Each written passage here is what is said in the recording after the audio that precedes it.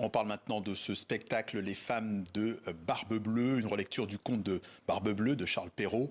Une autre perspective. Bonjour Lisa Guèze. Bonjour. Vous êtes co-autrice et metteur en scène de ce spectacle qui reprend aujourd'hui. On va s'arrêter un instant sur ces images qui posent les repères et on revient vers vous.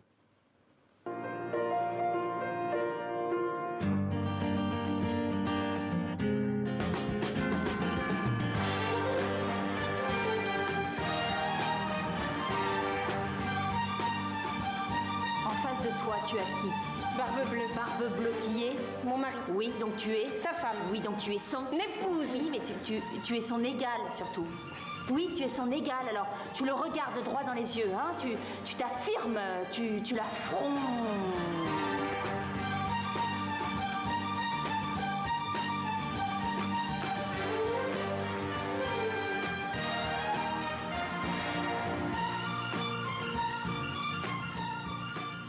Alors dans le conte initial de Charles Perrault, comme souvent dans les contes, les femmes sont vues comme des victimes passives et mystérieuses. Est-ce que votre objectif c'était cela, inverser la narration, changer la place des femmes dans ces récits traditionnels?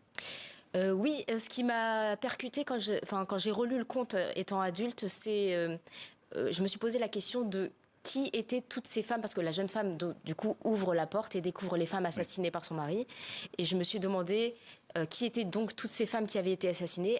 Quelles étaient leurs vies, quels étaient leurs récits, est-ce qu'elles avaient toutes... est-ce qu'elles étaient toutes tombées dans le même piège? Oui. La chambre interdite. Hein, exactement, voilà. Et quelles étaient les fragilités de chacune qui avaient pu les mener dans ce piège-là. Donc, en effet, oui, c'était rendre la parole à des personnes qui n'ont, dans cette histoire-là, en tout cas, pas eu la...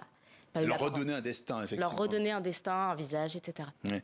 Barbe Bleue est une sorte d'allégorie, effectivement, de l'homme pardon, en tant que danger. La tirade, on l'a entendu tout à l'heure, tu es son égal, on l'a entendu tout à l'heure. Est-ce que finalement, c'est aussi une manière de dire aux femmes, il faut aussi que vous repreniez, vous aussi, votre narration? Oui, en fait, en tout cas dans la séquence qu'on voit, il s'agit chacune des femmes de Barbe Bleue a des personnalités, des histoires qui sont en fait très différentes les unes des autres. Elles sont toutes tombées dans l'emprise. Aussi, tout ça pour dire que chacun d'entre nous aussi peut tomber dans une emprise, quelles que soient ses forces et ses fragilités. Mais cette femme de Barbe Bleue-là, sa problématique, c'est justement qu'elle n'arrive absolument pas à affronter dans le regard même l'autorité de Barbe Bleue.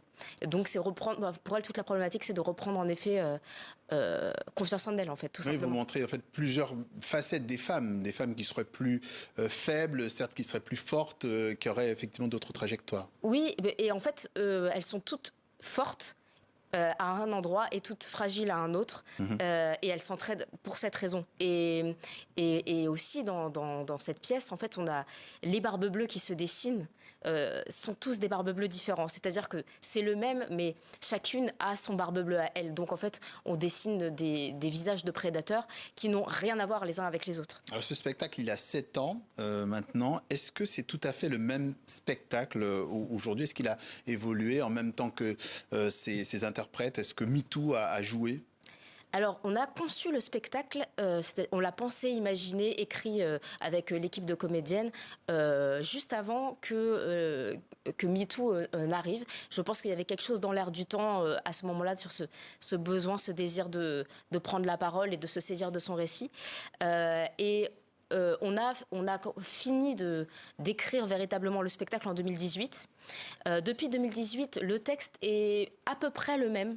C'est-à-dire qu'on porte un texte qui est maintenant écrit, qui est publié, qui est une pièce en fait que d'autres personnes peuvent s'en saisir et le jouer. Mais il y a des choses qui changent parce que nous, les comédiennes, dans leur vie, dans leur corps, dans leur façon de porter ce texte, changent. Certaines sont devenues mères, entre-temps, etc. On a traversé des choses les unes et les autres qui font que forcément ça décale la façon de jouer. C'est un spectacle vivant, effectivement. Et il y a une part d'improvisation aussi pour ces comédiennes? On a complètement écrit le spectacle à D'accord. partir d'improvisation. Maintenant, il n'y en a plus du tout. Ok.